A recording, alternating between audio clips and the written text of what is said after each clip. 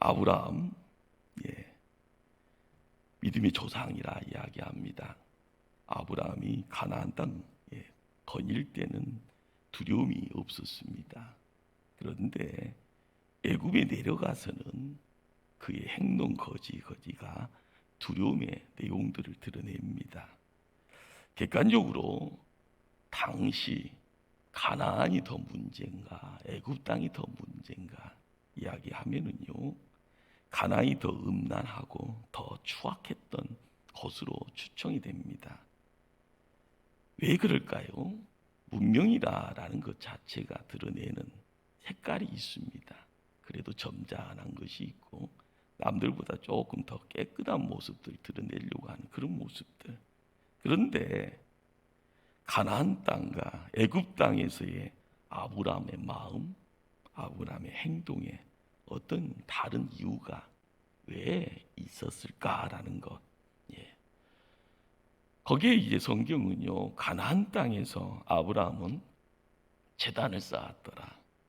하나님 앞에 응답하는 예배를 드렸다라고 이야기를 합니다. 비록 가나안 땅 악했지만 아브라함은 예배 가운데 내 안에 있어야 될 내용들, 그것을 지켜나가는데 바로 하나님께서 두려움을 쑥 빼내게 하신 거죠. 그런데 기근이라라는 고난이 왔고요, 기근이라라는 시험 앞에 발걸음을 애굽으로 옮깁니다. 그런 예배를 잃어버렸습니다. 그런 애굽의 사람들 바로 앞에서 아내를 누일이라고 우유부담을 드러내면서 자기 생명에 대한 더 소중함을 이야기를 합니다. 예배를 잃어버렸기에 분별력을 상실하고요, 생명에 대한 위협 앞에서 그냥 두려움에 휩쓸리는 그런 모습. 그러다 보니까 그 길 자체가 잘못된 선택이라는 것들을 드러내게 됩니다. 하나님의 도우심이 있었기에요, 아브라함은 애굽에서의 실패, 그렇지만 실패가 실패인 것이 아닌 겁니다. 하나님이 아브라함을 지켜주셨고요, 사라를 지켜주었고요, 재산을 지켜주셨기에 돌아올 때는요, 더 풍성한 내용들을 가지고 고향 땅으로 발걸음을 옮깁니다. 옮기는 중에 베델이라는 곳에 찾아와서 다시 하나님의 부르심 앞에 다시 나아가게 됩니다.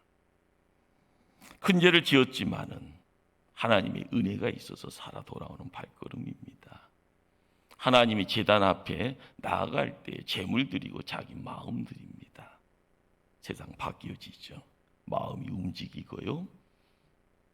홍 목사는 거기다 조금 더 상상을 해보면요, 눈물 콧물 쏟았을 것이다 생각이 되어집니다. 그때 드려지는 그 예배 참으로 감격 그 자체였을 겁니다. 이전에 드렸던 예배보다도 더 큰 감격, 물 믿듯이 밀려오는, 하늘에서 밀려오는 그런 어떤 은혜. 그러기에요, 의식하지 못하는 가운데 몸 떨면서 눈물 흘리면서 하나님의 부르심 앞에 자기를 다시 한번 맡기는 시간이었을 겁니다.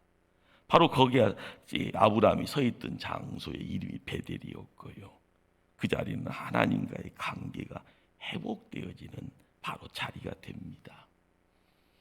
우리의 삶에서도요, 이 시대를 살아가면서도 그냥 머리로만 알고 있는 하나님 힘 없습니다. 체험한 하나님, 그 하나님이요 임재하시지만 그 임재를 또한 체험하지 못하면은 나는 세상 살아갈 때요 든든히 세워져 가는 나무가 아니라 개와 같은 모습입니다. 바람 불면요 아무리 많이 모여있는 겨라 할지언정 다 흩어질 수밖에 없습니다. 그러기에 베델이라는 곳에서 하나님은 아브라함을 불렀던 것처럼 나중에는 야곱도 불러서요 그 만남을 지속시키죠. 하나님 임재입니다.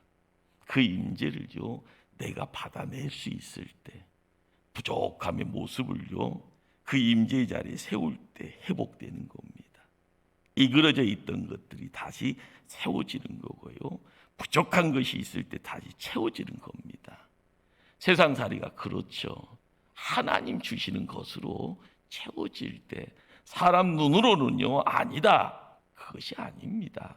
하나님이 채우시면은요, 시작은 미약하지만 채움의 넘침을 통하여서 사람 눈은요, 참 기이하죠. 아닌 것처럼 보였는데 하나님이 세우면은요, 그것이 진짜네라고 고백하게 되어집니다. 애굽에서 나왔습니다. 재물들이 많아졌네요. 그러다 보니까 아브라함과 조카 롯이 갈등을 하게 됩니다. 아브라함의 양치기들과 롯의 양치기들이요, 어떻게 보면은 땅 가지고 싸우는 것처럼 문제가 심각해집니다. 이유가 뭔가요? 가진 것들을 다 수용하기에는 머무는 땅이 너무 좁은 거였던 거죠. 결국 아브라함은요, 야 조카 롯아, 너하고 이제 찢어져야겠다, 이별을 권합니다. 그리고는 롯에게요, 선택권을 줍니다. 너 먼저 원하는 곳 너가 선택해서 가자꾸나. 예. 지금까지 아브라함이 조카 롯과 동행했던 이유는요, 먼저 죽은 동생 하란 아들이기 때문에, 어떻게 보면은 사랑하는 아들이기 때문에, 동생의 아들이기 때문에요, 책임져야 되는 어떤 책임감, 더불어서 조카를 돌봐야겠다는 의무감, 그 모든 것이 함께 어울린 겁니다. 재물의 풍족함이요, 만들어낸 이 목자들끼리의 싸움, 그것으로 인한 아브라함과 조카 롯의 관계가 급속도로 악화되어지고 결별되어지는 이런 모든 것들, 세상살이 살다 보면 자연스러운 것 같죠.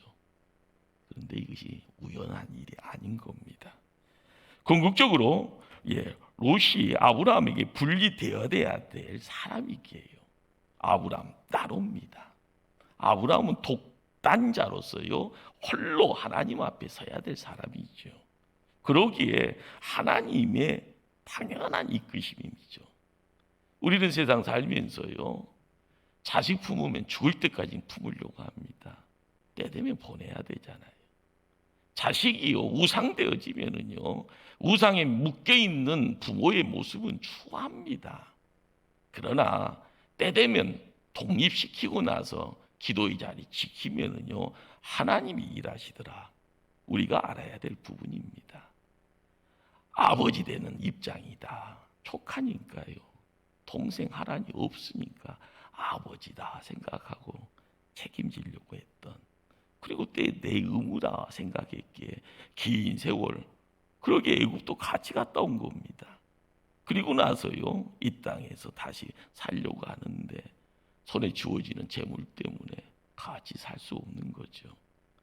그러기에 하나님이요, 분리다라고 철저하게 분리라는 자리로 나갈 때 인간적인 감정 때문에 할 수 없기에 싸우게 하는 겁니다. 아브라함의 양치기들, 롯의 양치기들, 치고받고 하는 그곳에 땅에 문제가 있고, 그 문제를 가지고 기도할 때 아브라함의 선택과 조카 롯의 선택은요, 철저하게 다르지 않습니까? 우리가 먼저 선행돼야 될 것이 뭘까? 먼저 과거로부터 철저히 분리되기를 원할 때 하나님은요, 한 걸음 한 걸음입니다. 스텝 바이 스텝. 우리는 인생사 내가 다 아는 것처럼 보이잖아요. 어느 정도 나이 되면은요, 그때 내가 왜 그 잘못했는가, 왜 그때 그런 선택했는가에 대해서요, 후회합니다. 내가 좌하면 나는 우하리라, 네가 우하면 나는 좌하리라. 아브라함의 목소리죠. 조카 롯에게 선택권을 줍니다. 롯은 장막을 치고요, 정착한 땅이 소돔 평화였고요. 물론 이 소돔 땅 자체가 문명이 있는 곳, 그렇지만 악한 땅인 줄 알면서도 한 걸음 한 걸음 가까이 가는 사람이 누군가? 조카 롯이었습니다. 그러다 보니까 그의 시야는요, 물질적인 것에 함께 함몰되어져 갑니다. 야, 풍요가 있는 땅 골라야지. 땅을 고르기 전에 하나님이 나를 위해서 선택해 주신 곳이 어딜까 묻지 않습니다. 하나님을 앞세운다라는 것이 뭘까요? 기도입니다. 기도를 통하여서 하나님께 내 형편을요 그대로 낱낱이, 그리고 이 형편에서 내가 택해야 될 것이 무엇인가 말씀 주시라고 기도하는 것, 그러는 가운데 필요한 것은 하나님이 채워달라고, 내가 부족한 것이 이것인 것을 또한 깨달아가는 것, 그건 다 하나님이 하시는 겁니다. 우리가 주변에 가끔 천방지축 이런 소리가 하지 않습니까? 왜 천방지축입니까? 모르니까요. 세상 넓은지를 모르니까, 내 주변에 누가 있다는 걸 모르니까 천방지축.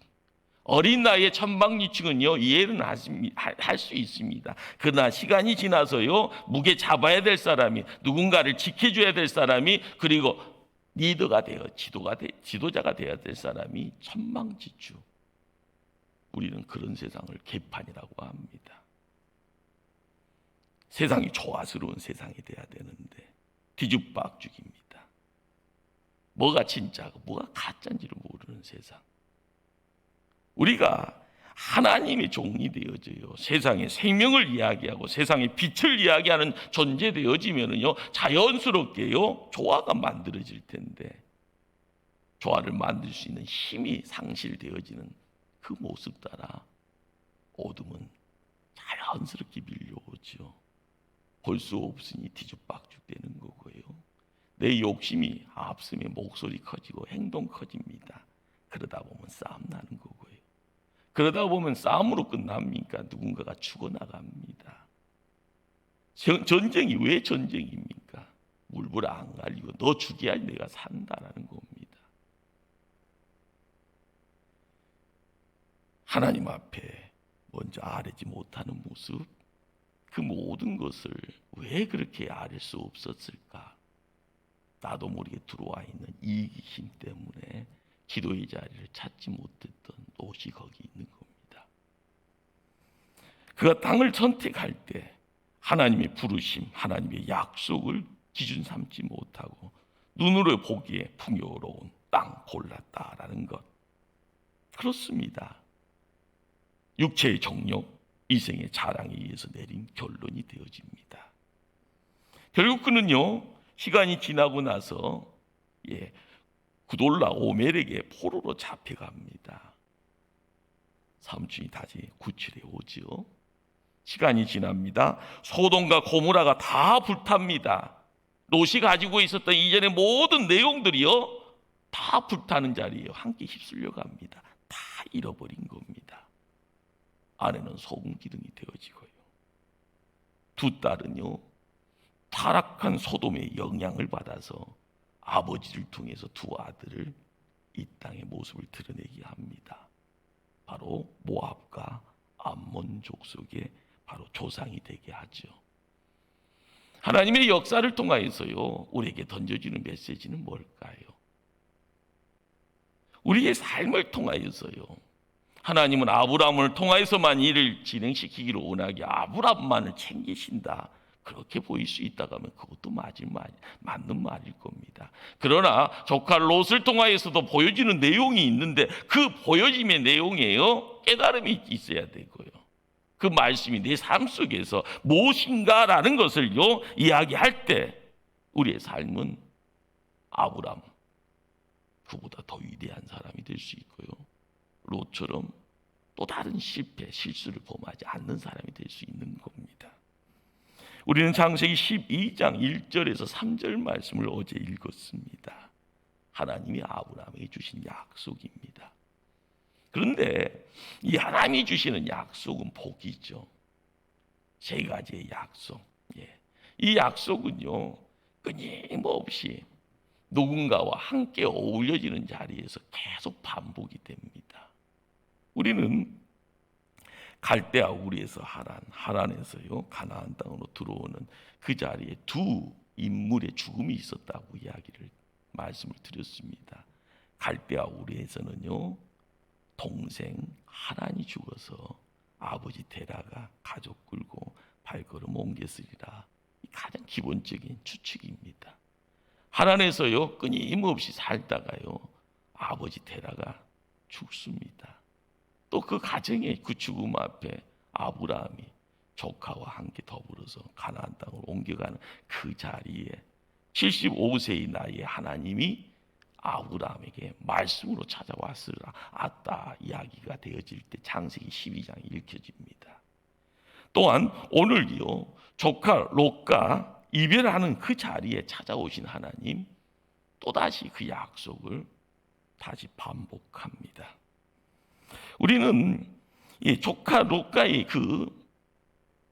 그렇죠. 싸우다 보니까 이별했건만 그 이별의 자리에 하나님이 찾아오신 이유 그리고 하나님의 약속을 다시 한번 재확인하는 이유가 뭘까요? 아브라함에게도 큰 사건이라는 겁니다. 엄청난 사건. 어떻게 아들처럼 아들처럼 생각했던 조카 롯이었다라는 것. 그런데 더 재밌는 것은요. 창세기 22장에 무슨 일이 있었는가 하면 모리아산에서요 99세에 알아서 100세 때 하나님께 영광 돌렸던 아들 이삭을요 모리아산에다가 번제로 바치라 하는 내용이 22장에 있습니다. 하나님이 여호와 이레에 그 사건을 이루시고 나서 하나님이 그때 또다시요 세 번째 약속을 재차 확인합니다.